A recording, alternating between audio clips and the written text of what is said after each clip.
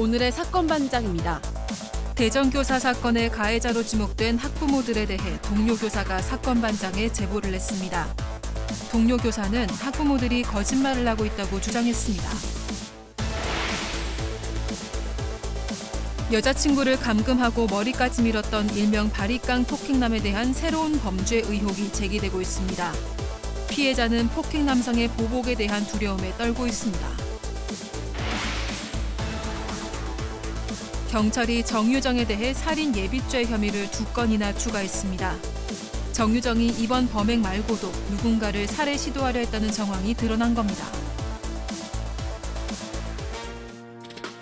뾰로롱 안녕하십니까. 자, 오늘 드려야 될 말씀이 많아서요. 빨리빨리 시작을 하도록 하겠습니다. 비가 보슬보슬 내리고 있어요.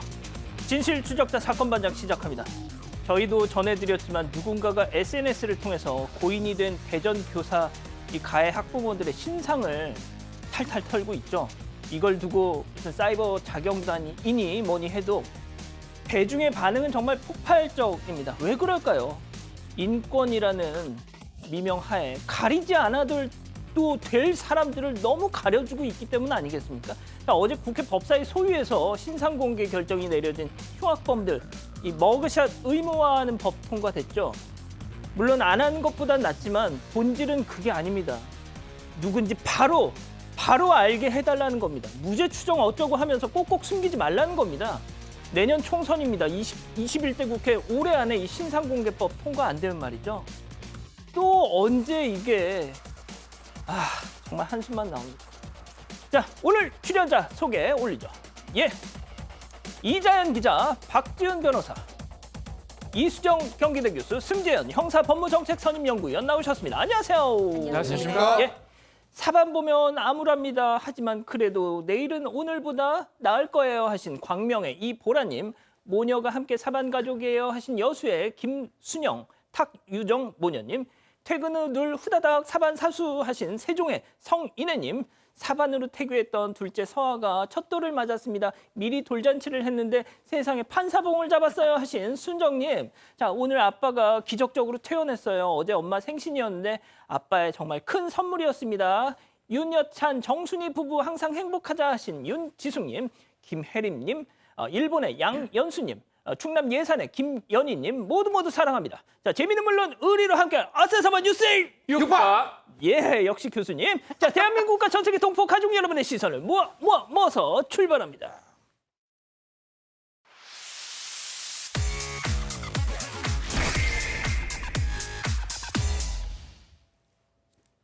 첫 번째 가보죠. 이런 먹튀는 처음. 이건 또 무슨 얘기일까요? 사반 가족께서 제보해 주신 영상으로 시작합니다. 만나보시죠. 자, 어느 식당 안에 두 여성이 식사 중이죠?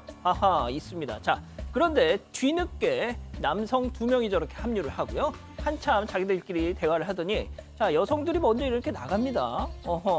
자, 남성들도 뒤따라 나가려고 하는데 저 손님 계산하고 나가셔야지. 사장님이 붙잡자. 기분 나빠서 결제 못하겠다는 듯이 저 버티던 남성들 결국 경찰이 출동까지 했습니다. 아니, 기분 나쁜 건 자기들 사정이고 먹었으면 계산해야지. 자, 그래도 경찰이 왔으니까 잘 해결이 됐겠죠. 저게 한 달 반 전 일인데요. 아직도 감감무소식입니다. 저게 지난 8월 30일 평택의 한 식당에서 일어난 대놓고 먹튀 사건이었습니다. 두 여성이 먼저 와서 식사를 하고 있었고 뒤늦게 두 남성이 합류하게 된 상황이었습니다.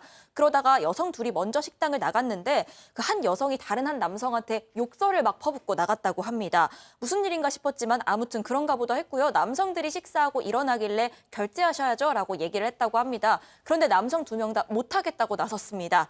한 명은 차비밖에 없어서 돈 못 내겠다. 다른 한 명은 기분이 나빠서 못 내겠다. 이렇게 배째라식으로 나왔다고 합니다. 결국 신고를 했고요. 경찰 와서 입금하겠다 이런 임시 진술서까지 쓰긴 했습니다. 그리고 먼저 나간 여성들 연락처까지도 받았습니다. 일단 누가 됐든 간에 약속한 날짜에 입금만 해준다면 사건화는 안 하려고 했다고 합니다. 하지만 지금까지도 여성들도 남성들도 아무도 입금을 안 하고 있는 상황입니다. 연락처까지 차단당했습니다. 아니, 승희 의원님 어떻게 해요, 그럼? 이런 경우에 있어서는 다시 찾아서 그 사람들한테 그 돈을 당연히 받아야죠. 저렇게 대놓고 먹튀를 하는 부분에 대해서는 분명히 좀 경찰이 적극적으로 중재를 해야 될 필요가 있다. 이렇게 말씀드리겠습니다. 좋습니다. 자, 두 번째 이어가죠. 흉기 들고 지구대 난입입니다. 자, 영상으로 만나보시죠. 자, 인천의 한 지구대 흉기 휘두르는 저 여자 괴한. 아이고야, 자, 가림막을 두고 경찰들을 저렇게 위협 중인데요. 흉기를 들고 이리 갔다 저리 갔다 계속 왔다 갔다. 자, 바로 그때 3단봉을 든 경찰 조심스레 저렇게 뒤로 다가옵니다. 자, 순간 팍! 아우, 예, 팍! 예, 내리쳤어요. 저 흉기 든 손 팍! 자, 그래놓고 안쪽으로 저 괴한을 밀어 넣습니다. 3단봉 쓰지 말고 테이저건 쏘시라니까요. 예, 지금 이 사건 지금 인천 미추홀구에 있는 주안역 지구대에서 일어난 사건인데요. 한 사람이 흉기를 들고 저 지구대로 탁탁탁 들어옵니다. 근데 지금 전체적으로 보이지 않지만 지구대에는 6명의 지구대 경찰들이 있었습니다. 이 사람 들어오자마자 했던 이야기가 뭔지 아십니까? 내 오토바이 돌리도! 라고 이야기를 했답니다. 오토바이가 무슨 일인지도 모르는 이 경찰관들, 사실상 저 앞문에서 이렇게 다 보니까 두 사람이 뒤로 이렇게 돌아가서 방금 보다시피 3단봉으로 그 흉기를 탁탁 내려쳐서 지금 이제 그 흉기를 빼앗고 제압을 했다는데요. 사실 저 사람이 이야기를 했던 왜 내 오토바이를 가져갔느냐에 대해서는 경찰도 모르는 입장이다, 이렇게 이야기하고 있습니다. 하하, 참. 아무튼 정말 위험하십니다, 경찰관 여러분들. 테이저건 쏘세요. 자, 다음 이어가죠. 쓸데없이 버럭입니다. 자, 도로 위에 위험천만한 상황 역시 영상으로 만나보시죠. 자, 1차선 주행하는 불박차. 자, 그런데 그때 2차선 이렇게 또 막혀 있으니까 아하, 자, 잘 가고 있는데 갑자기 오른쪽에 차량에 끼어들기를 시도했어요. 자, 불박차 과연 양보를 할까요? 아닙니다. 자, 그런데 지금 남성이 내려서 자, 그런데 차가 멈춰 있어야 되는데 점점 뒤로 안 돼. 근데 멈춰서 그제서야 달려들지만 아이고 운전석 문 꺾였어요. 자, 그리고 이 불박차 완전 저렇게 싹 긁어버렸습니다. 아이고, 그러게 왜 차 도로에서 내려가지고 또 항의를 해, 왜? 자, 지금 국도 1차선 주행하던 차 옆으로 이 벤츠 외제 차량이죠. 구형 차량인데 끼어들기를 시도했는데 끼어주지 않자 그때 지금 보복 운전을 시도하면서 차량 옆으로 차를 몰고 와서 운전을 하면서 통행을 지금 방해하는 모습입니다. 근데 이제 이게 뭐가 풀렸는지 차가 뒤로 좀 밀리는 모양새예요. 아유. 그래서 블랙박스 차량의 조수석을 받았고요. 범죄가 될 것 같지는 않습니다. 어쨌든 간에 보험 처리를 해야 될 것 같고 그냥 가면 될 건데 그것도 욕설하려고 하다가 더 큰 또 사고로 이어질 뻔했던 이런. 그런 부분이 있는 것 같습니다. 그렇군요. 알겠습니다. 자, 다음 또 이어갈게요. 발에 소주를 콸콸콸입니다. 자, 사반 가족께서 직접 제보해 주신 영상 충격적입니다. 만나보시죠. 자, 어느 고깃집 한 남성이 대뜸 발을 저렇게 올리더니 그 위에 소주를 콸콸콸콸콸콸콸콸. 자, 불판 갈러 온 사장이 뭐 하신 거예요? 자, 그러자 남성 내가 발에 화상을 입었어. 자, 그러면서 계속 소주로 쓱싹 다시 정중하게 사장님 부탁을 해보지만 아니, 손님이 좀 하겠다는데 네가 뭐야? 손님이 왕인데 너 뭐야? 등등 반말 난사하면서 고성의 욕설까지. 자, 화상 때문에 아프다더니 양말 잘 신고 지금 나가고 있어요. 자, 이 기자, 다른 사람들도 다 식사하는 곳에서 발 씻으면 너 같으면 먹고 싶겠냐라고 저는 말씀드리고 싶습니다.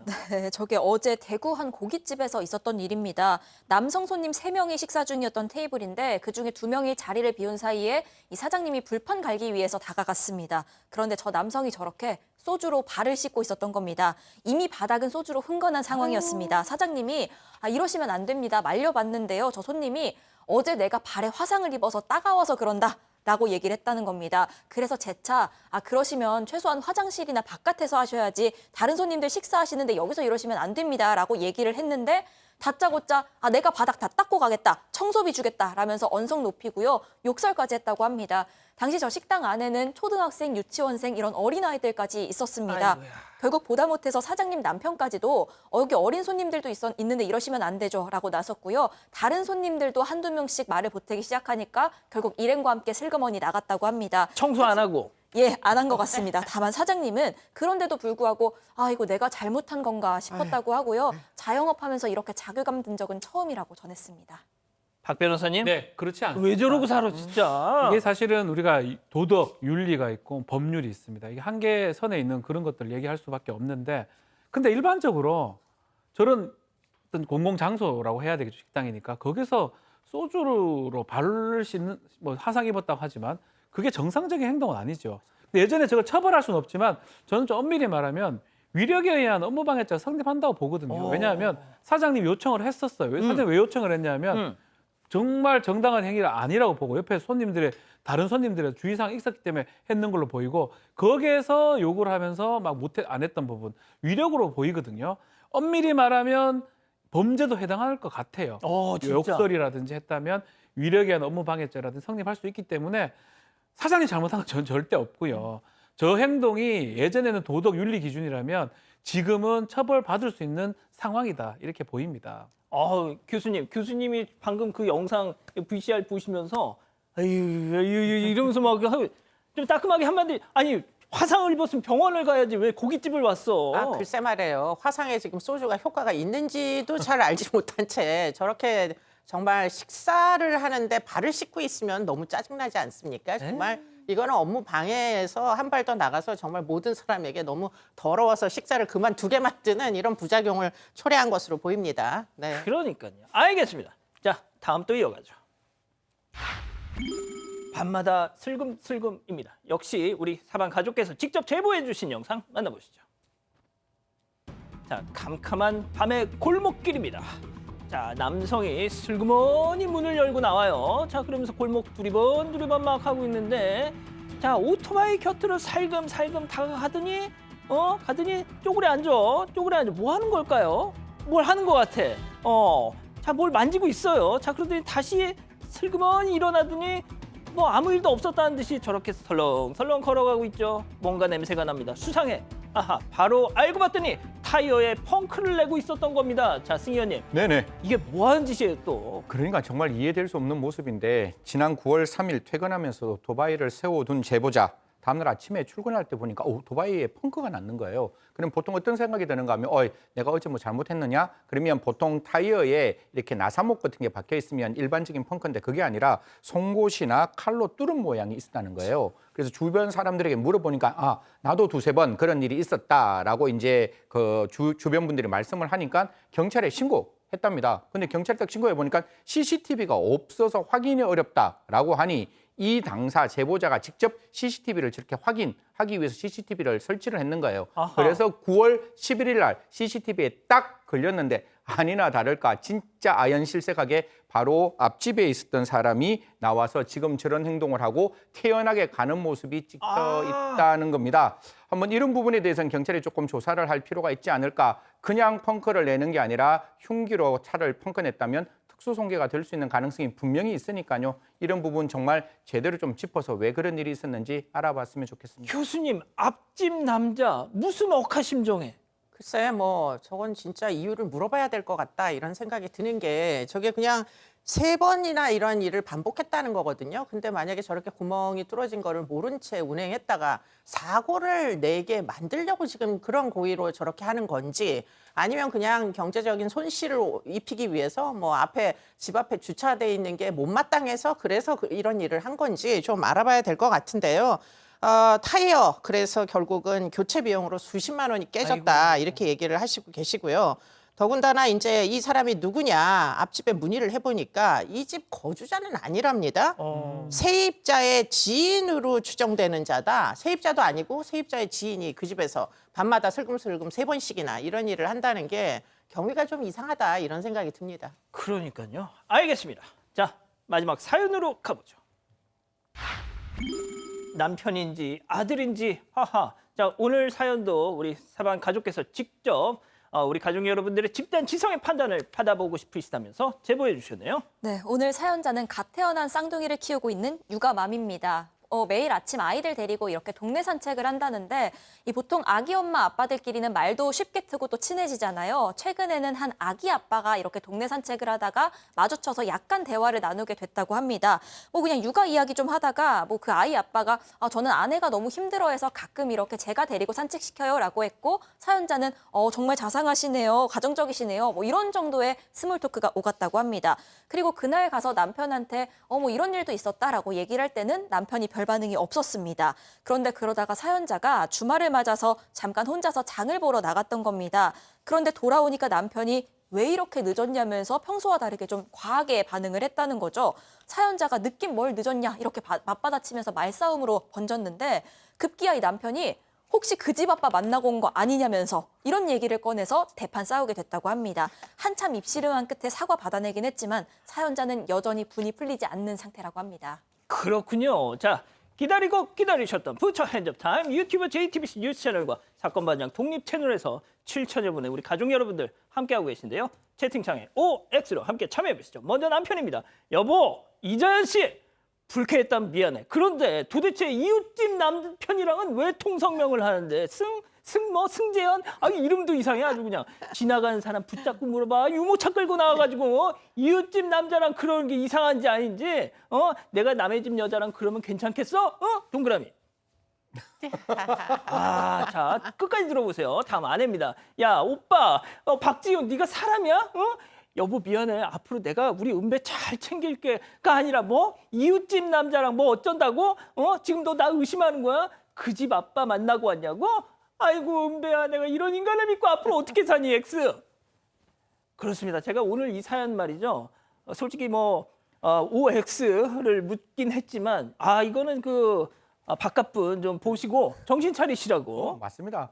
아내는 세상이 두 쪽 나도 믿어야 되는 사람입니다. 바깥에 나가서 그런 행동을 했다는 걸 내 눈으로 목격해도 그게 아니라고, 우리 아내는 그런 사람이 아니라고 끝까지 그 아내 편을 들어줄 사람이 남편밖에 없는데 보지도 않는 상황에서 저런 이야기한다는 것 저는 조금 과했다라는 말씀 드리겠습니다. 절대로 아내는 믿어야 되는 존재지 의심하는 존재가 아니라는 말씀 드리겠습니다. 자 교수님. 네, 진짜 의심을 해서인지는 잘 모르겠어요. 어떻게 보면 나한테 좀 관심 좀 가져줘. 좀 빨리 좀 들어와. 이런 식으로 직접 표현을 했으면 되는 일을 지금 이렇게 비틀어가지고서는 관심을 끌기 위한. 그래서 결국 한번 대판 싸운 그게 결과물인데 어쨌든 관심을 끌려고 저렇게 하지 않았을까? 이런 생각은 하게 됩니다. 그런데 질투하기 시작하면 이게 끝이 없어요. 그러니까 좀 유의하실 필요는 있겠습니다. 네.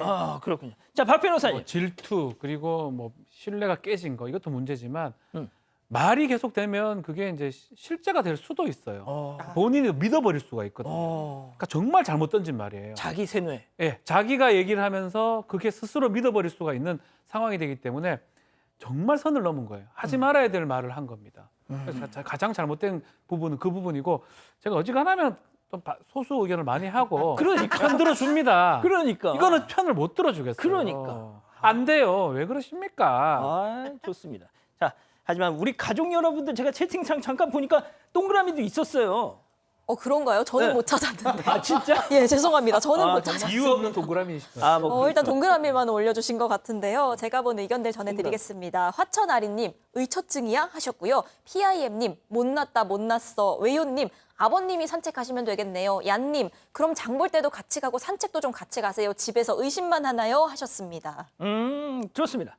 자, 사건 반장 제보 메일과 사건 반장 카카오톡 제보창 가족 여러분들의 많은 사연과 연락 기다리고 있습니다. 자, 독일 슈투트가르트에서 40년째 살고 계신다는 사반가족 임혜숙 여사님 보고 계시죠? 사건 반장만 보시면 혈압이 올라가지고 몇 번이고 내가 이거 다시는 보지 말아야지. 안 봐. 그럼 안 봐. 이러신다고요. 하지만 다음 날 되면 또 이걸 보고 계신다는 겁니다. 나이 든 사람 혈압 오르게 하는 거 조금 마음에 안 들긴 해도 그래도 궁금한 고국 소식 알려줘서 너무너무 고맙다고 하셨습니다. 자, 임 여사님 혈압약 미리 준비하시고 건강하세요.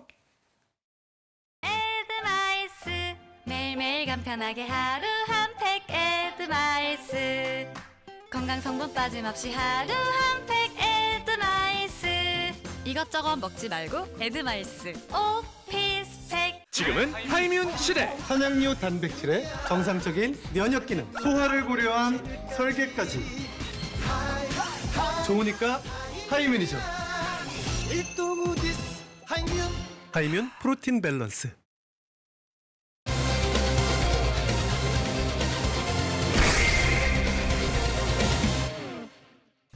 대전 교사 사건의 가해자로 지목된 학부모들에 대해 동료 교사가 사건 반장에 제보를 냈습니다. 동료 교사는 학부모들이 거짓말을 하고 있다고 주장했습니다. 어떻게 된 일인지 알아봅니다. 자, 가족 여러분 주목해 주십시오. 이번 사건 어제 저희가 이 시간에 이 가해 학부모 두 사람의 입장문을 전해드렸잖아요. 자, 그걸 들으시고 고인이 되신 이 교사분의 동료 교사께서 더는 그 얘기를 듣고 있을 수가 없다 하셔가지고 저희한테 제보를 주셨어요. 자, 설명 좀 해주시죠. 네, 일단 제보자는요, 올해까지 숨진 교사와 같은 학교에서 근무를 했습니다. 현재는 다른 학교에서 근무를 하고 있는데, 같이 일을 하면서 옆에서 이 고인이 힘들어하는 걸 보고 들었다고 전했고요. 무엇보다 지금까지의 어떤 상황, 그리고 정확한 사실에 대해서 가장 잘 알고 있는 인물이기도 합니다. 자, 그러면 여기서 첫 번째 사건 체크포인트 짚어보죠. 나도 당했답니다. 이 제보를 주신 동료 교사분, 이번 사건의 중심이 된 아이들한테 본인도 피해를 입었다고 얘기를 하십니다. 자, 그러면은 먼저 이 말씀드리기 전에 저희가 조금 전제를 하고 가야 될 게 있는데요. 이 동료 교사분께서는 내 얘기가 한치의 거짓도 없다라는 거를 본인 스스로 담보하시려고 목소리를 변조하지 말고 나임을 알아도 상관없으니까 그대로 방송에 내보내 달라고 하셨습니다. 그럼 첫 번째 이 동료 교사분의 말씀 들어보시죠. 네, 특정 이렇게 전담 수업 하고 있는데 그 4명 중에 한 친구가 갑자기 일어나가지고 수업 중에 일어나서 제 엉덩이에 똥침을 한다든가.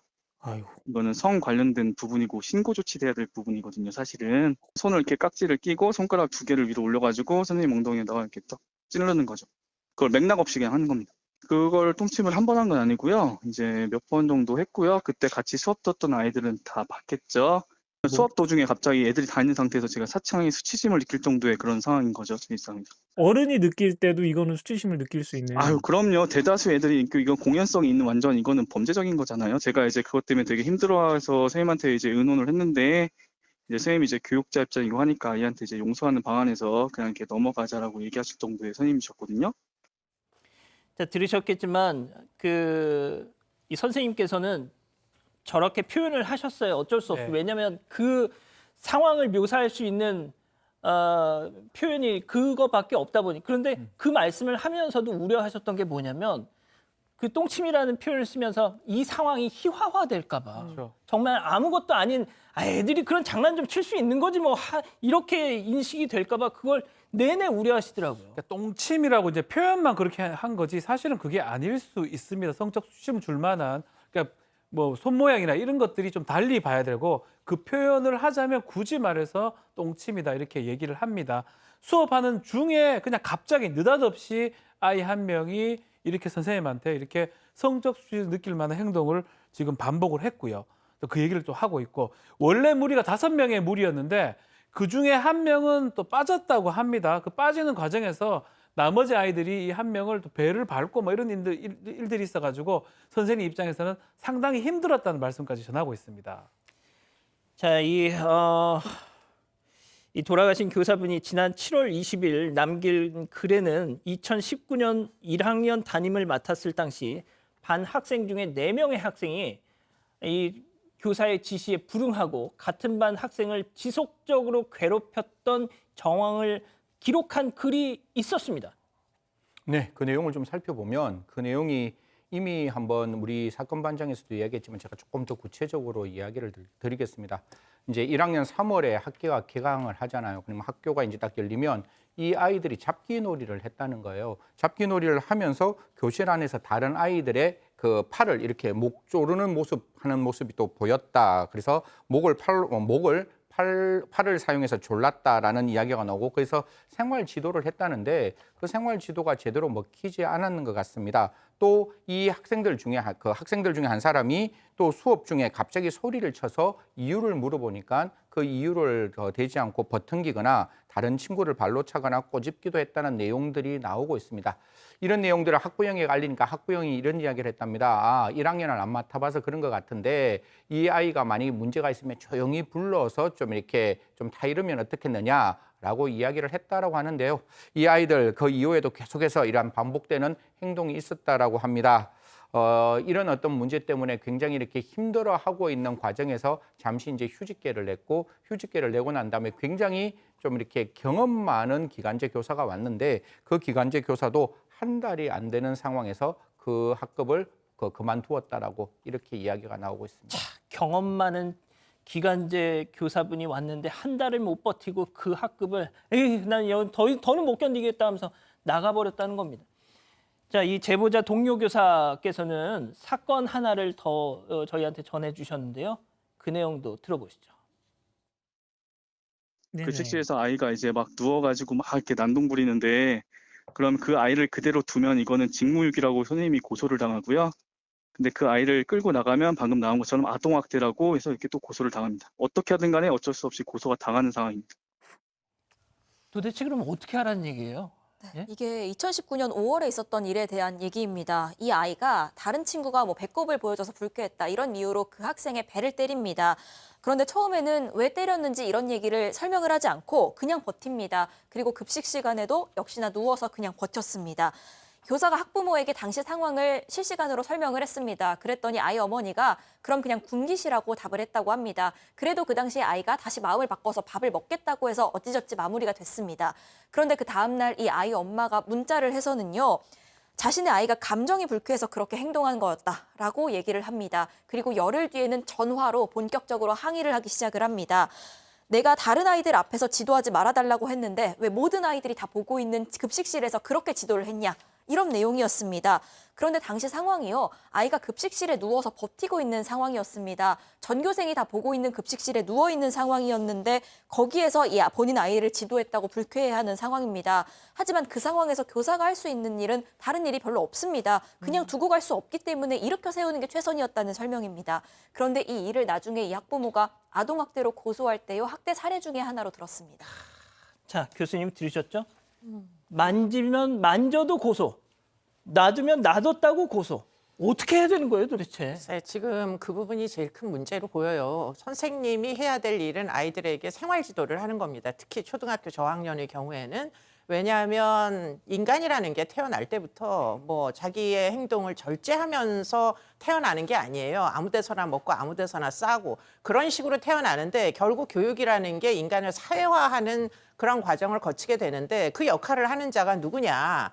원래는 부모가 해야 되는데 부모가 그럼 가정 내에서 하지 못했으면 교사가 해야 되는 겁니다. 그렇기 때문에 선생님들이 아이들을 질서 있게, 질서를 따르게, 조절 능력을 가지게 교육을 해야 되는 어떤 책무가 있는 거고 그것은 교사의 의무이기도 하지만 권리이기도 합니다. 그렇기 때문에 그런 역할을 하기 위해 가지고 아이들을 지도하는 그거를 학대라고 신고를 하시면은 문제는 이게 우리 그 범죄학에서 브로큰 윈도우 이론이라는 게 있어요. 한번 난장판이 되면은 그 다음부터는 바로잡기가 어려워집니다. 왜냐하면 난장판인 게 원래 인간의 본능이고 그게 훨씬 쉽기 때문에 질서를 지키지 않는 게 만연되게 되어서 결국은 여러분들의 아이들도 엉망진창으로 성장하게 된다는 거예요. 그렇기 때문에 내 자식이 귀하면 지금 선생님들이 제대로 생활지도를 할 수 있게 허용을 하시라. 그리고는 그것이 학대가 아니라고 제발 교육의 연장선상에서 일어나는 일이라고 이해를 하시라. 이런 말씀을 꼭 하고 싶네요. 예. 자, 어제 그 가해 학부모 입장문 두 사람의 입장문을 소개해드렸잖아요. 저는 저 사람 몰라요. 저희끼리 별로 친하지 않았어요. 라고 했었지 않습니까? 제보를 주신 동료 교사께서는 이 부분에 대해서 아주 중요한 말씀을 하셨습니다. 들어보시죠. 그 당시 같은 반이었던 학부모들이 있을 거 아니에요? 아이들도 있고. 네. 그럼 그들이 어울려 다녔던 걸 목격했던 분들도 많죠. 그러면 유명했으니까요, 내 학교에서. 그래서 최대한 발뺌하고 싶어서 여러 가지 얘기하는 것 같아요. 전혀 말도 안 돼. 그때 그거 합기도 올린 거 보셨잖아요. 같이 차 마시던 사이였다고 했다는 것도. 거짓말 하고 있죠, 계속. 자, 박 변호사님. 예. 자, 이제 이 부분이거든요. 이제 학부모들이 자신들의 입장을 지금 좀 표명을 했는데 그중에 가장 좀 궁극적인 서로서 잘 모른다라고 얘기했던 부분 그게 지금 아닌 것 같습니다. 이 동료 교사의 설명에 따르면 이 어울려 다녔던 것이 많이 목격됐다고 합니다. 유명했다라고 하고요. 그래서 서로 알지 못했다는 것 자체가 거짓말이 아니냐라고 하고 있고 특히 지금 그 사망한 대전 교사가 이 동료 교사한테 8월쯤에는 얘기를 좀 했다고 해요. 그 얘기가 이거예요. 이 교사가 남편하고 함께 가고 있는데 한 어머니가 이렇게 위아래로 보면서 쟤 뭐냐 하면서 이게 훑어봤고 그 남편에게 저 어머니가 그 어머니다고 얘기했던 적이 있다고 합니다. 그런 걸 봤을 때는 이전에 동네나 이런 데서 자주 마주쳤고 그 상당한 스트레스를 줬던 부분이 아닌가 그렇게 보입니다. 자, 지금 아주 중요한 얘기가 나왔어요. 동료 교사분의 말씀.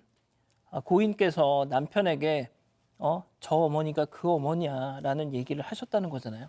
저희가 어제 소개해드렸죠. 고인의 남편분이 이 학부모들 해명글에 네. 이제 오셨군요. 말씀 많이 들었습니다. 라고 댓글을 남겼다고 저희가 어제 전해드렸잖아요. 그 이유가 바로 여기서 증명이 되는 겁니다, 승 의원님. 예, 뭐 사실 제가 봤을 때 가장 중요한 거는 지금 갖고 있는 이 거짓말이 나중에 사자에 대한 명예훼손이 될 수 있는 부분이 분명히 있습니다. 지금 이 문제가 발단이 됐으면 이제라도 이 문제를 제대로 고쳐서 제대로 나갈 수 있도록 이야기를 해야지 지금 이 상황에서 뒤로 빠진다고 이게 빠져질 수 있겠습니까? 저는 아니라고 봅니다. 이 사건은 아마 경찰뿐만 아니라 교육청뿐만 아니라 관계에 있는 여러 가지 교육관 분들이 정말 A부터 Z까지 하나하나 다 열어가지고 확인을 해야 되는 부분이라고 생각합니다. 유족의 입장에서도 앞으로 사건이 만들어진다면 다른 추가적인 고소고발을 할 수 있는 가능성이 열려 있다라고 말씀할 뿐만 아니라 이게 교권보호위원회도 열리지 않았고 관계되는 여러 가지 문제점들이 더 드러났으니까요. 그런 부분도 좀 제대로 하나 짚어서 정말 억울하게 유명을 달리게 하신 교사가 왜 이런 일이 당했는지 그리고 우리가 앞으로 이런 일이 발생되지 않도록 하기 위해서 우리가 무엇을 해야 될지 진지하게 고민해야 될 시점이라고 말씀드리겠습니다. 그 어제 저희가 말씀드렸잖아요. 인민재판이다. 애 앞에다 세워놓고 다른 애들 앞에서 이렇게 뭐 망신 준 거 인민재판이다. 이런 표현을 썼잖아요. 자, 그런 거에 대해서 이제 유족들이 승 의원님 말씀하신 것처럼 경찰에 고소하기로 했다. 사자 명예훼손 등등으로. 자, 그런 얘기도 지금 전해져 있고요. 제가 교수님께 마지막으로 좀 질문을 드릴게요. 이 기자, 그 세이브 더 칠드런 이 고인이 생전에 이 세이브 더 칠드런에 몇 년 동안 후원을 했다는데 고인을 어떻게 보면 아동 학대 범으로 이렇게 몰아가는 뭐 이 참 안타까운 결과를 낳게 한 그 전문적인 조언을 해준 곳이 또 세이브 더 칠드런이었잖아요. 예, 또 수사기관과는 또 반대의 어떤 이 분석을 내놓은 것기도 한데요. 입장문을 냈습니다. 피해 조사는 위법 여부를 가리는 게 아니라 이런 아동학대 관련 규정 등에 따라서만 판단이 된다라고 설명을 했습니다. 그러면서 당시에 신고 전화가 접수가 됐기 때문에 현장 조사를 했던 거고 아동복지법 또 보건복지부가 정한 어떤 지침에 근거해서 피해 조사를 했다고 합니다. 또 하지만 다만 이와 관련해서 최근에 비극적인 상황이 발생한 점에 대해서는 진심으로 슬프고 무거운 마음이다. 깊은 유감을 표한다라고 했고요. 앞으로 어떤 종합적인 대책 마련을 할 때 적극 참여하겠다고도 했습니다. 하지만 정확히 어떤 부분을 근거로 해서 이게 아동학대라고 판단했는지 이 부분에 대해서는 설명하지 않았습니다. 자, 이수정 교수님도 어제 뭐 보도를 많이 보셨겠지만 내 아들 손이 친구 뺨에 맞았다. 이거 오늘까지도 정말 회자가 되고 있거든요. 네, 뭐 터무니없는 얘기다, 터무니없는 표현이다 이런 이제 생각이 드는데 문제는 지금 여러 가지 절차가 뒤죽박죽이 돼가지고 엉망진창으로 결론이 뭐 한쪽에서 무혐의 나고 한쪽에서는 학대 맞다 이런 식으로 이제 나는 것이 이게 지금 난맥상이다 이런 생각이 듭니다. 이게 정말 전문기관에서 낸 의견서인지도 좀 의문이 들고요. 그렇기 때문에 기관의 입장을 대변할 것이 아니라 지금 이 사건의 핵심적인 어떤 행위에 대하여서만 제대로 판단할 수 있는 사람들이 이 의견서도 제출을 하게 이렇게 만드는 게 맞겠다는 생각이 들고요. 그리고 이 사건에서 전 제일 안타까웠던 게 뭐냐면 아동학대는 범죄 맞습니다. 아동학대 범죄 맞는데 문제는 아동학대가 범죄가 맞다 보니 결과적으로 그래서 여러 가지 법률들을 적용하는 와중에 결국 지금 어떻게 됐느냐. 학부모와 선생님들의 싸움박질을 하는 장이 이제 만들어졌다는 거예요.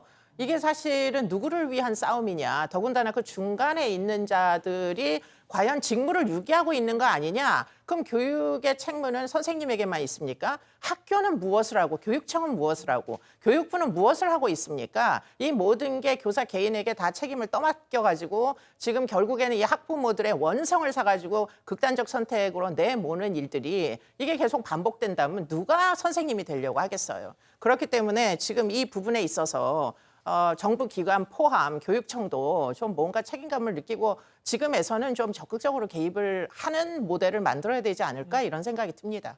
예. 자, 저희가 어제 말미에 돌아가신 이 교사분의 아버님, 친정 아버님이 붙인 걸로 추정되는 메모를 잠깐 보여드렸잖아요. 자, 자 보세요. 아빠다. 지켜주지 못해서 미안하다. 애들은 우리가 지켜줄게. 이 글이 너무 건조해서 더 슬퍼요. 외손주 둘을 남기고 간 딸에게 보내는 마지막 인사입니다. 예, 일단 그리고요. 2019년 당시 1학년 3반이었던 그때 이 모든 사달이 났던 그 학급의 같은 반 학부모님들의 제보를 저희가 좀 기다리고 있습니다. 부탁드릴게요. 자, 첫 번째 사건 정리하고요. 두 번째 사건 이어갑니다.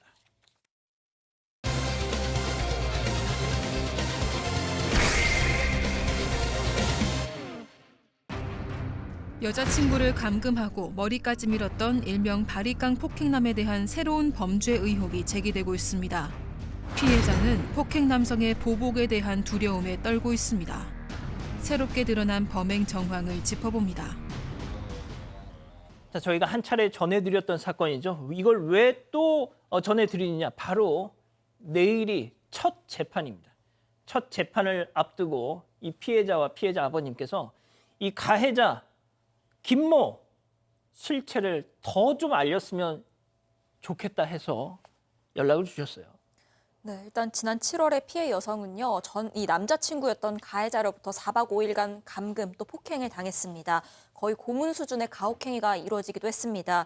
당시 7월 7일에 협박해서 납치하다시피 이 피해자를 데리고 갑니다. 그리고 이 피해자가 다른 남자랑 연락을 했다. 이런 이유로 이 소위 말하는 바리깡으로 머리를 밀고요. 얼굴에 침을 뱉고 또 소변을 보기도 했습니다.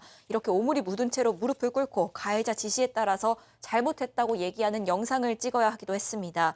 또 주변에 사람들이 많이 없어야 신고가 안 들어온다. 또 너를 마음껏 때릴 수 있다. 이런 이유를 들어서요. 신축 오피스텔을 구해서 그 안으로 들어갑니다. 그리고 그곳에서도 역시나 폭행이 이루어졌습니다. 옷을 다 벗은 채 생활하게 했고 하루에 한 끼만 줬고 또 말 2번 하게 하지 않기, 남자 어떤 언급도 안 하기, 뭐 이런 어떤 5가지 규칙을 적은 메모를 적어서 외우게 하기도 했습니다. 결국 7월 11일에 피해자는요. 결국 가해자가 잠든 사이에 이 부모에게 겨우 문자를 보내서 구조 요청을 할 수 있었습니다. 경찰과 119가 출동해서 여성을 구조했고요. 가해자는 7가지 혐의로 재판에 넘겨졌고 내일 첫 재판을 앞둔 상황입니다. 이 가해자 김모 계속 아무렇지 않다가 그 사건이 벌어졌던 4박 5일 그 기간 동안에만 이렇게 횟가닥 돌았던 걸까요? 그 전에는 무슨 전조가 없었을까요? 지금부터 그 얘기를 전해드리겠습니다. 체크포인트 짚어보죠. 나랑 캔디 하자. 이 얘기가 무슨 얘기일까요? 피해자분의 얘기 직접 들어보시죠. 얘기를 나누면서 제일로 많이 권했던 게 캔디라는 거였거든요. 그리고 아이스? 그거를 계속 저한테 건의를 했고요. 하자고. 10여 번 정도 저랑 하자고 했는데 저한테는 기분이 좋아진다라고 막 이렇게 설명을 안 했어요. 그리고 만드는 방법도 자기가 다 안다고. 10분 안에 텔레그램에서 구한다고. 텔레그램은 못하는 게 없다고. 텔레그램으로 해서 막 경찰들이 나 못 잡을걸? 경찰들이 날 어떻게 잡아? 막 이러면서. 진짜 우리가 아는 캔디라면 편의점 가면 살 수 있는 거를 텔레그램으로 살 필요가 있습니까? 그러니까요. 사실 이거는 피해자 측 주장이지만 굉장히 주장이 구체적이고 그 내용이 정확하게 그 마약류를 의미하는 이야기가 나오고 있기 때문에 이 부분에 대해서도 저는 좀 수사당국이 제대로 좀 들여다봤으면 좋겠다라는 말씀 먼저 전하면서 이 피해자의 주장에 따르면 이 지금 가해자 졸피뎀 8알을 한꺼번에 먹고 굉장히 횡설수설하는 모습을 보였을 뿐만 아니라 지난해 6월경부터는 피해자에게 마약인 캔디, 아이스 이게 이제 통용되는 단어이기 때문에 그냥 방송에서 쓰도록 하겠습니다. 자주 이야기를 했고 이러한 마약을 만드는 방법을 알고 있다라고 하면서 여러 가지의 어떤 마약을 구매하는 방법을 상세하게 설명했답니다. 방금 앵커 말대로 정말 캔디였다면 이렇게 이야기 안 했겠죠. 또 뿐만 아니라 6월부터 6월달까지 이 피해자와 함께 이 캔디를 함께 하자라고 말했다는 건 정말 어처구니 없는 이야기면서 이렇게 이야기했답니다. 중독성이 없어라고 이야기를 했다라고 합니다. 자, 이 기자, 결국 검찰이 마약 투약 의혹에 대해서 알아본다는 거잖아요. 네, 일단 시민단체에서 이 검찰에 추가 수사 요청을 하는 어떤 진정서를 제출한 상태이고요. 이게 검사실로 배당이 됐습니다. 이 검찰이 마약 관련 부분에 대해서는 세심히 들여다보겠다 이렇게 밝힌 상황입니다. 한 가지만 제가 조금만 더 말씀을 올리겠습니다. 이 부분도 피해자 측 주장이었기 때문에 이게 범죄가 되지 않는다면 제가 중간에 끼어들어서 말할 필요가 없는데 주장이지만 확인이 필요해서 제가 말씀을 드리겠습니다. 대한민국의 군대는 분명히 병력에 의무가 있습니다. 그래서 반드시 가야 되는데 정말 마음이 아픈 분들은 군대를 면제받을 수 있죠. 하지만 지금 이 사람 군대를 면제받았다라고 합니다. 그런데 그 이유가 우울증이었다라고 합니다. 그런데 이 사람의 그 피해자의 측의 주장에 따르면 이것도 거짓으로 주장을 했고 자기가 정말 똑똑하다. 그리고 군대 가는 아이들이 멍청하다라고 이야기를 했다라고 하니까 이 말은 저는 용납할 수 없다라고 생각합니다. 대한민국 군대 가는 대한민국의 청년들은 정말 국방의 의무를 지키기 위해서 정말 그 순수한 마음으로 가는 거니까 혹시 이런 부분이 있었다면 이 부분도 좀 수사를 해야 된다. 병력법 위반의 가능성 열려 있다는 말씀 드리겠습니다. 자, 일단 제가 이수정 교수님하고 박지민 변호사님께는 일단 좀 인터뷰 피해자분의 싱크를 좀 듣고 다시 한번 좀 여쭤보겠습니다. 피해자는 지금 구조가 된 이후에도 그때 그날의 악몽 때문에 몸서리치고 계신다는 거예요. 또 다른 범행 장소인 차 안에서 이루어진 폭행에 대한 기억도 뒤늦게 떠올랐다고 합니다. 그건 또 무슨 얘기인지 저희 제작진에게 처음으로 이 얘기를 털어놓으셨대요. 들어보시죠. 알아서 벗어라고 이렇게 그러니까 못 도망가게 제가 이게 옷을 입고 예를 들어서 멈춰있는 구간에서 뛰어서 도망가면 끝이잖아요. 걔한테는 수치심도 있게 하는 거겠죠. 네 부모님도 죽여준다고 그러면서 칼로 눈 아래다가 이렇게 가까이 이렇게 대보는 거예요. 멀어지면 찔러버린다 이러면서. 그래서 그때 그냥 머리가 비었었어요. 왜냐면 이게 너무 무서움을 넘어서 이게 통제가 안 되는 시기가 오니까 무서운 게 아니라 감정이 없어지더라고요. 나한테 칼 있는 거 계속 인지해라 라고 했어요. 너 아님 저렇게 니네 부모, 니네 오빠 칼로 다 찢어 발겨버릴 거라고. 교수님, 참고로 말씀드리면 저 피해자분 여성 21살입니다. 네, 뭐 지금 너무나 경험이 없는 사회 경험 없는 저 어린 여성을 데려다가 저렇게까지 이제 학대를 하게 된 데는 지금 저 사람이 제가 볼 때는 상당히 경계선을 넘었다. 마약도 의존성이 좀 심해진 것 같고 피해 망상이나 어떤 성격적인 문제가 지금 굉장히 심하게 진행된 걸로 보이고요. 지금 피해자 같은 경우에 왜 그럼 빨리 도망가지 않았냐 이런 비난을 하시는 분들이 혹시라도 계실까 봐 제가 드리는 말씀인데요. 저렇게 죽음의 공포를 느끼면 사람들의 자유의지가 다 꺾어져 버립니다. 그렇기 때문에 외상후 스트레스 장애 상태가 되고요. 그러면 그때부터는 사실 맞고 사는 게 그게 자신의 운명처럼 느껴지는 지경이 됩니다. 그렇기 때문에 지금이라도 구조된 건 천만다행한 일인데요. 계속 저렇게 있었다가는 뭐 생명을 잃을 수도 있는 그런 위기였던 걸로 보이고 그렇기 때문에 지금 피해자를 비난할 수 있는 그런 여지는 전혀 없다. 엄벌이 필요하다. 저 가해자는 결국은 저렇게 하다가 피해자를 죽일 수도 있는 그런 위험한 상황이었다. 하는 점을 꼭 검찰에서 고려를 해주셨으면 좋겠습니다. 자, 4박 5일 동안 정말 방송에서 차마 소개할 수 없는 정말 상상 초월의 일들이 더 있었잖아요. 네, 몇 가지만 전해드리자면요. 뭐 라이터 2개를 입에 넣게 합니다. 그리고 왼손으로 맞을래, 오른손으로 맞을래 이렇게 묻습니다. 어찌됐든 맞기 때문에 피해자는 뭐 오른손으로 맞을게 이렇게 답을 할 수밖에 없습니다. 그럼 역시나 때렸고요. 또 이 피해자가 땅콩 알레르기가 굉장히 심한데 반응이 궁금하다는 이유로 이걸 몰래 먹게 했습니다. 그리고 실제로 호흡곤란 증세가 오니까 이렇게 쉽게 죽으면 안 되는데 라고 하면서 알레르기 약을 꺼내줍니다. 그리고 참 이 부분도 끔찍한데요. 임신을 해야 도망을 못 간다. 이런 이유로 4박 5일간 성폭행이 이어졌습니다. 그리고 실제로 임신 테스트기를 사서 테스트를 하기도 하고 산부인과를 데려가서 확인을 하기도 했습니다. 하지만 임신을 하지 않으니까 임신을 안 했다는 이유로 병원에서도 맞고 오피스텔로 돌아와서도 또 맞아야 했습니다. 자, 이 피해자는요. 극단적 선택 시도만 무려 5번을 했습니다. 이 부모님들은 24시간 딸이 혹시 무슨 잘못되지 않을까 24시간을 옆에서 지켜보고 계세요. 자, 그럼에도 불구하고 이렇게 저희한테 당신의 이 피해 사실을 고백한 이유가 뭘까요? 이유가 있습니다. 직접 들어보시죠. 그 사람은 제 주변에 또 어디 없었으면 좋겠고 2차, 3차 또 다른 피해가 일어나지 않도록 이게 언론화가 되면 대한민국 모두가 지켜볼 테고 국회의원들처럼 만드는 사람들도 좀 더 생각을 하게 될 거니까 그럼 좀 많이 줄어들 것 같아서 제가 대신해서 전달을 하는 거예요. 박 변호사님, 네. 이 피해자분이 부산 돌려차기 사건의 피해자분하고 같이 이런 캠페인을 이런 운동을 하고 계세요 지금. 그러니까 불안감이 그런 거거든요. 사실은 뭐 영원히 감옥에 있지 않을 겁니다. 또 지금 또 호화 변호인단을 선임했다는 얘기도 있습니다. 그렇다면 재판을 하고 나서 나중에 석방이 된다면 본인한테 이제 가해를 가할 가능성이 매우 높기 때문에 그런 불안감은 항상 상존할 거고요. 또 그렇기 때문에 저희 사건 반장이 얘기하는 만회하는 부분이죠. 신상이나 이런 것들이 좀 공개가 된다면 어떤 그런 것을 미연에 방지할 수 있고 또 이 피해자 입장에서도 그런 부분 때문에 공론화시키려고 사건 반장에 얘기를 했던 걸로 보이고 그것은 좀 효과가 있지 않을까 생각이 듭니다. 자, 이 가해자 김모, 저는 실명을 압니다.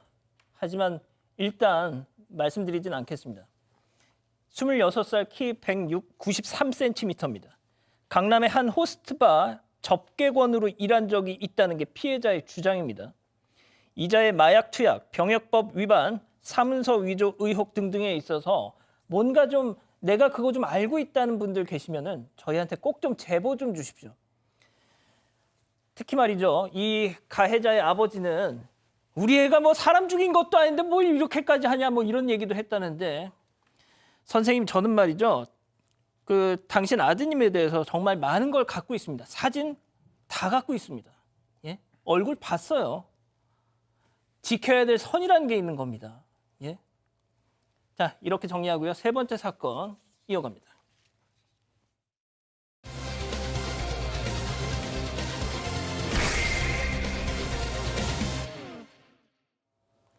지난 5월 말 한 10대 남성이 온라인 중고거래 앱을 통해서 20대 여성과 만남을 약속했습니다. 그런데 만남이 다가올수록 여성의 행동이 이상했는데요. 혈액형이 뭐냐, 수술 경험이 있냐라며 수상한 질문을 해온 겁니다. 결국 이 남성 약속 장소에 나가지 않았는데요. 그리고 얼마 후 이 여성의 충격적인 정체가 드러났습니다. 바로 과외 앱을 통해 또래 여성을 살해하고 시신을 훼손했던 정유정이었습니다. 알고 보니 범행 전 2차례나 살해 시도를 벌인 걸로 드러나는데요. 과연 어떻게 된 일인지 알아보겠습니다. 자, 세 번째 사건 체크포인트 짚어보죠. 함께 산책하실 분입니다. 네, 정유정이 2명을 더 살해하려고 시도했다. 이 부분이 추가적으로 드러났습니다. 일단 범행 며칠 전에요. 지역 기반 어떤 중고거래 어플로 한 20대 여성과 대화를 나눕니다. 중고거래를 하려고 했던 것은 아니고 같이 산책을 하자 이런 대화가 오갔습니다. 그리고 실제로 그 해당 20대 여성을 만나기도 했습니다. 이 해당 20대 여성을 부산 북구의 한 산책로로 정유정이 유인을 했는데요. 하지만 이 실제 20대 여성을 만났을 때 자신보다 체격도 크고 또 주변에 사람들이 지나다니는 바람에 이 살해까지는 이어지지 않았던 것으로 경찰은 판단을 하고 있습니다. 자, 그런데 그 다음에는 네. 10대, 그것도 남성. 비슷한 시기에 10대 남성하고 중고 거래 앱을 통해서 연락을 좀 했던 걸로 보입니다. 그러니까 이 남성한테 가족하고 같이 사느냐 이런 것도 물었고요. 근처 산에서 만나자라고 얘기를 하고 만나면 나중에 뭘 할지 알려주겠다라고 얘기를 했다고 합니다. 실제로 만나려고 약속을 했지만 대화가 좀 이상한 쪽으로 좀 흐른 것 같아요. 정유정이 남성한테 혈액형이 뭐냐, 네? 그리고 혹시 수술한 경험이 있느냐 이런 수상한 질문들 계속 얘기를 하니까 남성의 약속 장소로 가지 않았고요. 채팅창에서도 정중히 나가버린 걸로 보입니다. 경찰 입장에서 이 두 건 다 살인 예비로 지금 해당한다고 봐서 살인죄 예비도 처벌을 합니다. 추가로 검찰에 송치했다고 합니다. 자, 정유정은 지금 나온 내용에 대해서 그냥 친목 목적이었고 살해하려고 했던 거 아니에요라고 했다는데 경찰에선 왜 그게 아니라고 또 보고 있는 거죠? 뭐 경찰에서 그 많은 채팅 중에서 정말 제대로 된 한 2건을 정도 조사를 조금 더 깊이 했는데 평소에 정유정의 진술에 따르면 가방에 흉기를 지니고 다녔다 이런 이야기가 나왔습니다. 진술이. 근데 지금 이 여성을 만났을 때 길에서 만나면서 그 가방을 만지는 게 CCTV에 잡혀 있다 이런 어떤 모습이 보이기 때문에 그 경우에서는 살인 예비가 분명히 있다라고 판단했는 것이고 아까 제가 말씀드렸다시피 그 장소가 낙동강변이었고 그 피해자가 살해한 피해자를 유기한 장소와 매우 이제 유사한 장소였기 때문에 이런 걸 종합적으로 고려하면 이 2건 분명히 살인 예비의 정황이 있다라고 해서 지금 경찰은 살인 예비죄로 조사를 하고 검찰로 넘길 예정입니다. 자, 교수님, 제가 어제 이 보도를 보고 정말 좀 의아했던 게 말이죠. 20대 여성, 자기보다 체격이 커가지고 일단 포기를 했다. 이게 경찰의 얘기고 또 10대 남성을 타깃으로 했다. 10대 남성이라도 일단 정유정 체격을 감안했을 때 완력으로 만약에 뭐 이렇게 싸움이 붙는다 하면은 제압을 할 수가 없을 가능성이 좀 더 높은 상황인데 그걸 타깃으로 했다는 게 전 좀 의아했거든요. 그러니까 오전에도 누가 그런 질문을 하시던데요. 그게 이제 정유정의 어떤 세계관을 이해하는 게 무지하게 중요해 보이는데 정유정은 아마도 뭐 10대 남성을 어린 친구라고 생각을 한 것 같아요. 그렇기 때문에 이 사람이 사회적인 관계를 많이 맺어보고 남성들의 뭐 여러 가지 근력에 대해서도 좀 경험을 갖고 있고 이러면은 10대를 그렇게 얕잡아 보지 않을 텐데 문제는 이 사람이 거의 은둔형 외톨이 생활을 10수년을 한 거 아니에요. 그렇기 때문에 그런 상황에서면 사실은 나이가 결국 기준이지 저 10대 남성이 무슨 일을 할 수 있을지는 사실 잘 알지 못한 상태로 그래서 뭐 먹잇감으로 결국은 이제 물색을 한 거 아니냐 이런 생각이 드는데 저는 지금 이 부분이 약간 이게 살인 예비죄가 될 수 있을지 하는 부분은 좀 의문이 있기는 합니다. 이게 아무래도 가방 안에 흉기가 보이지를 않아가지고 경찰은 추정하는데 이게 과연 성립할 수 있을지는 좀 의문인데요. 그러나 곰곰이 생각해 보면 이 사건은 바로 직전에 이 두 피해자를 물색했기 때문에 아마 연관성이 있을 거다 이런 생각은 추정할 수는 있죠. 그렇군요. 자, 박 변호사님 예. 짧게 좀 부탁드릴게요. 자, 지금 뭐 일단 재판. 네. 다음 주 18일 첫 공판이 열립니다. 이제껏 준비기일이 2번 지금 됐었고요. 이 법정에 사실은 준비기일날은 피고인이 참석할 의무가 없는데 참석을 해서 결국 다른 거는 관심이 없는데 계획적 범행이 아니었다. 이 부분을 상당히 주장했던 걸로 보입니다. 또 반성문 관련해서 판사가 읽어볼지 모르겠다 의심을 했는데 판사가 다 읽어본다고 하니까 그 후로 5번 이상의 6차례 반성문을 더 제출했다라고 지금 얘기를 하고 있고요. 이제 재판 자체는 비공개 신청을 하긴 했지만 국민들의 알 권리를 이유로 비공개는 거부를 했고 아마 공개된 재판이 열릴 것으로 보입니다. 예. 저희 JTBC에서 이 정유정 관련해서 다음 주에 좀 뭔가 좀 새로운 내용이 좀 준비가 되고 있습니다. 다음 주에 저희가 꼭 전해드리죠. 자, 이렇게 정리하고요. 별별 상담소 이어갑니다.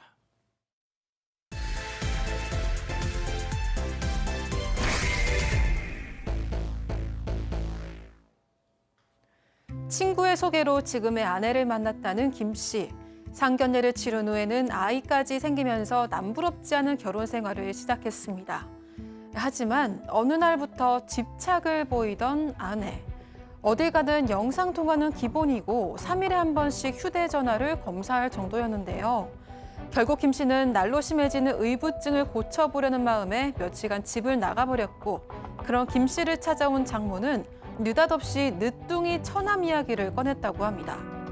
사실 처남이 아니라 자네 아들이네라며 아내가 김 씨 몰래 본인의 아이를 낳았다는 건데요. 그 순간 10년 넘는 결혼 생활이 모두 거짓으로 느껴졌다는 김 씨. 그가 모르는 사이 대체 무슨 일이 벌어졌던 걸까요? 자, 오늘도 역시 제보 사연입니다. 시작해보죠. 자, 뭐 제가 먼저 말씀을 좀 드리겠습니다. 제보자가 20대 후반인데요. 친구 소개로 아내를 만났다고 하고요. 처음에 2년간 연애를 했었는데 상견례 후에는 나이가 좀 어리니까 천천히 좀 결혼을 하자라고 지금 얘기를 했었는데 갑자기 임신을 하게 됩니다. 임신 이후에 결혼을 서둘러 진행을 했고요. 결혼 후에 딸을 지금 낳고 예쁜 딸까지 출산을 했습니다. 뭐 그때만 해도 남부럽지 않은 신혼생활을 계속 이어갔는데 결혼한 후에 뭔가 삐걱삐걱 거렸던 것입니다. 자, 평소 보이지 않던 이 아내의 집착이 시작됐다. 네, 일단 제보자의 직장이 20분 거리입니다. 그런데 퇴근했다고 하면 그 20분을 못 참고 어디냐, 출발한 거 맞냐, 왜 도착을 안 하냐, 어디까지 왔냐 이런 것들을 캐묻기 시작을 합니다. 영상통화도 어딜 가나 기본이어서요. 만약에 차에서 받았다, 그러면 뒷좌석까지 이렇게 다 비춰줘야 합니다. 회식을 갔다 하면 옆자리, 뒷자리에 누가 있는지를 다 인증시켜줘야 합니다. 3일에 한 번씩 휴대전화 검사를 했고요. 전화 목록을 쭉 봐서 모르는 번호가 있으면 이게 누군지를 다 일일이 확인을 해야 했고요. 택배가 오면 이걸 보낸 사람이 누군지 전화를 해서 확인까지 한 적도 있습니다. 또 하루는 병원에서 MRI를 찍었는데 그럼 당연히 전화를 받지 못하잖아요. 그랬더니 거짓말하지 마라. 너 병원이 아니라 모텔 간 거 아니냐. 이렇게 나오는 바람에 진단서까지 끊어다 확인을 시켜준 적도 있습니다. 또 하루는 출근을 하는데 몸에다가 매직을 가져와서 유부남이라는 사실을 적어놔야겠다. 이렇게 나온 적까지 있다고 합니다. 아우, 요즘 정도가 많이 심한데요, 교수님. 네, 뭐 정도가 심한데 이게 조금 이제 우리가 생각을 해봐야 되는 부분이 있는 게 이 그 여성분 결혼과 동시에 육아에 이제 집중을 하다 보니까 너무 좀 과로를 했던 것 같아요. 그래서 쓰러져가지고 뇌병변 장애 진단을 받고 편마비 증세가 생겼다고 합니다. 아하. 그런데 이게 이제 문제인데요. 뇌가 이제 기능이 어디가 망가지느냐에 따라서 집착 같은 게 생길 수가 있어요. 그렇기 때문에 이제 일종의 망상처럼 이게 아마 의부증도 그와 같은 어떤 뇌병변 장애하고 굉장히 연관성이 높아서 만약에 그렇게 증세의 연장선상이라면 지금 이 부분은 본인들의 어떤 건강의 컨디션, 특히 이제 남편은 아내의 컨디션에 대해서 잘 이해하지 못해서 그래서 의부증이라고 단정을 하고 정말 견디기 어렵다 이런 결론에 도달할 수도 있을 것이기 때문에 좀 이 부분은 좀 나중에 한번 참고를 해보실 필요가 있겠습니다. 예. 아무튼 뭐 이 사연자는, 제보자는 저런 전문적인 어떤 그런 생각을 좀 하기가 그때는 당신은 좀 못했던 모양이죠. 자, 그러다 보니까 3년 전에 계속 그런 뭐 갈등이 이어지다가 3년 전 제보자가 직장을 그만두고 사업을 시작하게 되면서 뭔가를 결심했다고. 그렇죠. 이제 사업을 하게 되면 시청자 여러분, 보통 이제 저희 같이 월급 받으면 회사 일을 정말 열심히 해야 되지만 사업을 하면 그거에 10배를 더 투자해야 되잖아요. 사람도 많이 만나야 되고 그다음에 사업에 일정 시간을 투자하는 게 아니라 내가 할 수 있는 모든 시간을 다 투자해서 사업에 집중해야지 사업이 이제 번성을 하는데 이 아내의 입장에서는 그게 중요한 게 아니었잖아요. 끊임없는 의부증에 이제 그 모습이 보이니까 남편 결심합니다. 나 잠시 이 아내의 이 버릇을 고치기 위해서 집을 떠나야겠다라고 하면서 정말 그 머리를 정말 잘 썼는데 장모에게 전합니다. 저 아내 좀 버릇 좀 고치기 위해서 저 집 잠깐 나갈게요. 라고 하면서 어디를 갔는가 하면 장모 집에 갔다는 겁니다. 아, 자, 집을 나가자 사위인 제보자를 찾아왔다는 이 장모. 상상도 못할 충격적인 얘기를 털어놨습니다. 제보자의 얘기 직접 들어보시죠. 저한테 뭐 시간 되냐고 이야기 좀 하자고 해가지고 이야기한 게 뭐 사실은 제가 자네 애네 하면서 하길래 무슨 말도 안 되는 소리를 하냐. 그러니까 이제 중국 간다고 이렇게 해서 이렇게 됐다. 그래서 뭐 대리모 이야기도 그때 다 들은 거죠. 그냥 울면서 그냥 그대로 캐리어 하나 들고 그냥 나왔죠. 그냥 너무 당황스럽고 이건 말도 안 되는 그거잖아요. 제 부모님도 다 돌아가셨는데 그분들까지 다 이렇게 속이고 이렇게 한 건데 저도 이대 독자인데 아들이었으면 얼마나 좋아하셨겠어요. 처남이 아니라 네 아들이다. 이게 놀랄 일입니다. 장모한테는 사실혼 관계 그 동거남이 있었는데 두 사람 사이에 늦둥이가 이제 태어나서 이 늦둥이는 이 지금 제보자 딸하고 한 1년 정도 터울이 되고 같이 이제 학원도 다니고 뭐 그런 상황 사이였는데 이 얘기를 하는 겁니다. 갑자기 늦둥이 자기한테 처남이 되겠죠. 예. 제보자한테는 장모 이런 얘기해요. 아들이다. 당신 아들이다. 자기 자네 딸의 아들이니까 손자겠죠. 그러면서 이 아이가 자네 아이니까 자네가 돈을 벌어서 아이 책임져라라고 얘기를 하는 겁니다. 그래서 이제 원래는 처남이라고 생각하고 이렇게 양육을 같이 그 딸하고 했었는데 이렇게 함께 지내다가 이런 얘기 듣고 너무 충격을 받았다고 합니다. 아니 근데 그걸 어떻게 숨겼을까요? 그렇게 오랫동안? 글쎄 이게 지금 사실은 좀 굉장히 어려운 얘기인데요. 결혼 전까지 거슬러 올라가야지 지금 그렇죠. 이게 해결이 됩니다. 뭐 결국은 연애를 한 지 1년쯤 흘렀을 때 아내가 갑자기 부모님 사업을 돕기 위해 가지고 나 중국 가야 된다 이렇게 얘기를 했다 그래요. 그래가지고 그런가 보다 했는데 문제는 중국을 가기는커녕 어디서 숨어가지고 애를 낳은 거예요.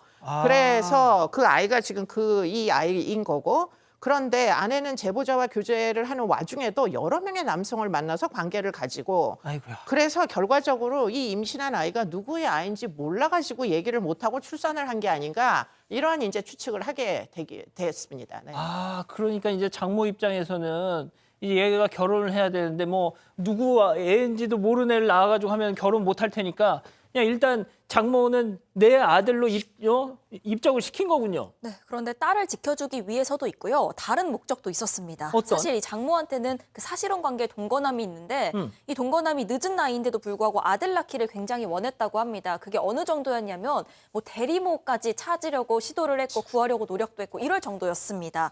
그런데 때마침 이 장모가 딸이 임신했네? 그리고 심지어 그 아이가 아들이네? 이런 사실을 알게 됐던 거죠. 그래서 결국 장모랑 아내, 이 모녀가 짜고요. 출산을 한 뒤에 장모가 낳은 척 호적으로 올렸던 겁니다. 그래서 실제로 이 장모의 동거남은 아직까지도 그 아이를 시험관 시술로 낳은 자신의 아들로 알고 있다고 합니다. 자, 사위도 속이고 자신의 동거남도 속였습니다. 이게 정말 있을 수 있는 일인가 싶은데 일단 저는 그 제보자에게 이 아이에 대한 유전자 검사를 좀 했으면 좋겠다는 말씀 먼저 드리는데 아직 유전자 검사는 안 했다는 거예요. 이 이제 아내와 장모의 주장인데 이 제보자 입장에서는 나 그런 거 너무 싫어. 지금 이렇게 내 인생을 송두리째 다 빼앗아 갔는데 나는 이 사람들과 이혼하고 싶은 거야 라고 이야기를 하고 있답니다. 그래서 아내에게 물었답니다. 왜 이렇게 했냐라고 하니까 아내가 미안하다는 말밖에 할 말이 없다는 입장이라서 이 제보자는 분명히 이혼 소송을 진행해서 위자료와 재산 분할을 받아야 하겠다 이런 이야기를 하고 있습니다. 지금 이혼 소송이 무려 지금 했잖아요. 자, 이혼이 근데 됐죠. 시간이 좀 많이 걸리고 있어요. 소송이 지금 2년 6개월 정도 지금 걸린 상황인데 재산 분할도 받았어요. 예. 근데 문제가 가장 문제되는 게 뭐냐면 재산이 좀 있어야 되는데 이 아내가 집을 샀는데 장모 명의로 집을 샀습니다. 명의 신탁을 해준 겁니다. 아이고야. 본인 건데 그리고 사실 장모 명의이기 때문에 이거 재산 분할을 받지를 못했고요. 이런 상황에서 지금 빚도 많은 상황에서 재산 분할 제대로 못 받고 양육비만 지급해야 하는 그런 상황에 지금 놓여진 상황입니다. 아, 집을 샀는데 그걸 장모 명의로 해놔가지고 이혼을 하게 됐는데 그것도 자, 그러면 이쯤에서 별별 상담소 오늘의 궁금증 짚어보죠. 자, 장모 명의로 신탁된 이 재산, 집이죠. 이 분할해서 받을 방법이 없는지 물어보고 계십니다. 자, 근데 이제 문제는 뭐 입증을 해서 뭐 명의 신탁이고 돌려받고 뭐 이렇게 복잡한 절차가 있긴 한데 문제는 재판이 이제 끝났어요. 이혼 소송이 마무리가 됐고 아마 확정이 됐다면 그렇게 재산 분할이 된 거로 볼 겁니다. 이게 사실 없던 사실이 지금 나왔다면 모르겠지만 그 재판할 때도 아마 있었던 사실 같거든요. 그렇기 때문에 쉽지는 않아 보입니다. 네. 항소를 하게 된다면요. 지금 항소 기간도 사실 14일 정도거든요. 그 기간을 안에 있는지는 모르겠고요. 그 기간이 이제 있다면 항소가 가능한데 항소에서 한번 다퉈볼 여지는 있는데 장모가 이걸 인정할지 명의신탁도 뭐가 문제냐면 불법이에요. 준 사람도 불법이고 받은 사람도 불법이기 때문에 처벌의 가능성도 있어요. 그리고 그거에 대해서 과산세나 벌금을 엄청 내야 됩니다. 아이고야. 상당히 그런 문제가 있기 때문에 이걸 다시 또 다툴 수 있는지는 조금 의문스럽습니다. 아, 이게 지금 법적인 부분이라서 자, 그러면 일단 시간도 별로 없으니까요. 우리 가족 여러분들 얘기 듣고 이 시간 정리하죠. 네, 일단 모직님 드라마도 이렇게는 못 만들겠네 하셨고요. 제리메이님 말도 안 되는 처가 식구들이네요. 이러니까 여자가 의부증이 있죠. 크림치즈 곶감님 이거 현실 맞아요? 옹시민님 어이가 없어서 헛웃음만 나옵니다. 이런 의견들 주셨습니다. 와, 진짜 저 이런 경우는 또 처음 접해 봅니다. 좋습니다. 별별 상담소 이렇게 정리하고요. 글로벌 팩 이어갑니다.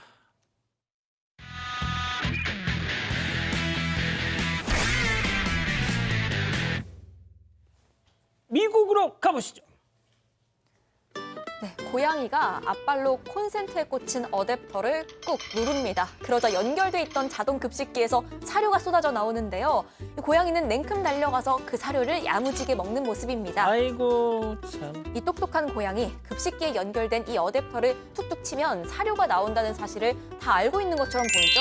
고양이의 집사도 이 신기한 모습에 영상을 찍어서 올렸는데 600만 회 조회수를 기록하면서 스타묘 반열에 올랐습니다. 누리꾼들은 뭐 어디 공대 나온 고양이냐? 고양이는 원래 똑똑하다라면서 흥분을 감추지 못했습니다. 그냥 지가 찾아 먹는 거잖아요. 맞습니다. 고양이 보호자에 따르면 보호소에서 데리고 왔다고 합니다. 이 고양이는 낯도 많이 가리고 함께 붙어 있는 걸 질색한다고 하는데 먹는 것에 있어서만큼은 빠지지 않는 먹보 중의 먹보라고 합니다. 그렇군요. 자, 다음은 태국으로 가보시죠. 한 여성이 어딘가를 가리키며 다급하게 달려갑니다. 그리고 여성 뒤로 흰 트럭 한 대가 빠르게 따라갑니다. 여성은 재빨리 대문을 닫아서 이 트럭이 나가지 못하게 막습니다. 트럭은 쫓아온 남성을 문 사이에 끼운 채 대문을 부수고 뚫었어. 막무가내로 도주해 버립니다. 오, 묻었다. 자, 오. 도주한 저 트럭 바로 호송차였어요. 운전석에서는 30대 일본인 남성이 타고 있었고요. 비자가 만료됐는데도 태국에서 머무르던 이 일본인 지난 7일에 체포됐고요. 불법 이민자 보호소에 옮겨진 후 다리 통증을 호소했다고 합니다. 경찰은 어쩔 수 없이 휠체어를 구하러 갔었고 이 일본인은 그 틈을 타서 호송차를 가로채 버린 겁니다. 그렇게 탈출에 성공한 이 일본인 보호소 근처에 호송차를 그대로 버려두고 잠적해 버렸습니다. 아니 무슨 나쁜 놈한테 휠체어를 그러니까요. 근데 말입니다. 사건 이틀 뒤 무려 140km나 떨어진 한 호텔에서 이 일본이 딱 발견이 됐다고 합니다. 유리창도 깨고 저항도 심했지만 결국 수갑이 채워졌고요. 다시 보호시설에 수갑이 됐습니다. 그렇군요. 아유 쌤통입니다. 다음은 미국으로 가보시죠. 자, 경찰 한 명에 여러 사람이 달라붙어 몸싸움을 벌이고 있습니다. 이들은 경찰을 둘러싸고 발길짓 하는 건 물론 바닥에 눕혀서 주먹질까지 해댑니다. 왜 저래요? 자, 이들은 결혼식 파티가 열리고 있는 한 식당 앞에서 이런 일을 벌인 건데요. 파티에 초대됐다고 주장한 이들은 출입을 막는 식당 보안 직원을 밀치면서 위협을 했고 결국 경찰이 출동한 겁니다. 당시 상황 한번 보시겠습니다. Find your back. Relax your arm. Relax your arm. Leave your hand right there and stop pulling it in front of you. You understand me? Right now you're detained. Sir, I didn't do anything. Exercise. I didn't do anything, sir. I did not do anything. Wait over there. Stop it. No, Your dad said don't I'm say telling you, wait over there. 자, 남성 경찰에게 아무 짓도 안 했다면서 발뺌하고 또 이를 말리던 여성은 경찰이 슬쩍 밀자 자기 발에 걸려 넘어집니다. 그런데 여성이 넘어지자마자 주변에 있던 지인들이 달려와서 경찰을 공격한 겁니다. 아이고야, 이거. 자, 현장에 있던 경찰에 따르면 이들은 경찰을 때린 것뿐만 아니라 경찰의 총까지 빼앗으려고 시도를 했다고 해요. 선 넘네. 또 이들의 공격을 받은 한 경찰은 코피까지 쏟으면서 결국 병원 신세를 져야 했습니다. 이날 난동을 부린 이들은 서로 어떤 관계인지, 결혼식 파티에 초대된 건 맞는지 자세히 밝혀지지 않았는데요. 공무집행 방해, 폭행 등 혐의로 6명 전원 기소됐다고 합니다. 자, 다음은 포르투갈로 가보시죠. 네, 마을 도로 곳곳에 핏빛 물줄기가 흐르고 있습니다. 또 도로 틈새에는 이 정체불명의 액체가 고여 있기도 합니다. 심지어 마을의 넓은 언덕길 전체를 뒤덮은 채로 저렇게 쏟아져 내리기까지 합니다. 무서워, 뭐야. 이 하필이면 색깔도 저래서 끔찍한 상상을 하게 만드는데 이 마을을 뒤덮은 이 물줄기의 정체, 다행히도 와인이었습니다. 마을에 있는 한 와인 양조장에서요, 와인 탱크 2개가 터지는 일이 발생했다고 합니다. 그런데 그 2개의 탱크에서 쏟아진 와인의 양이 무려 220만 리터. 이게 올림픽 수영장을 가득 채울 수 있는 양이었다고 합니다. 박 변호사님 지금 입맛 따시고 있는데. 아깝습니다. 이 와인이 거의 강처럼 흐르는 모습이 쏟아진 방대한 양을 실감하게 합니다. 당국은 환경 경보까지 발령하면서 이 와인이 인근 강으로 흘러들지 못하게 막아야 했습니다. 하지만 마을 건물 곳곳에는요, 이미 보랏빛으로 물이 들었습니다. 이번 사고와 관련해서 양조장 관계자는 주민들에게 깊은 사과를 전했고요. 수습 및 복구 비용 전액을 책임지겠다고 밝혔습니다. 자, 승 의원님은 어차피 술 못 드시고. 자, 박 변호사님. 저는 저기 수영할 것 같습니다. 예? 먹으면. 수영을 하시다. 먹어서 없애자. 마셔서 없애자. 네, 마셔서 없앨 겁니다. 아, 그렇군요. 네. 알겠습니다. 그렇군요. 자, 사랑하는 사건반장 가족 여러분, 시원한 밤 보내시고요. 저희는 내일도 별이 6개 반, 사반 6반 저녁 6시 반에 다시 옵니다. 안녕히 계십시오.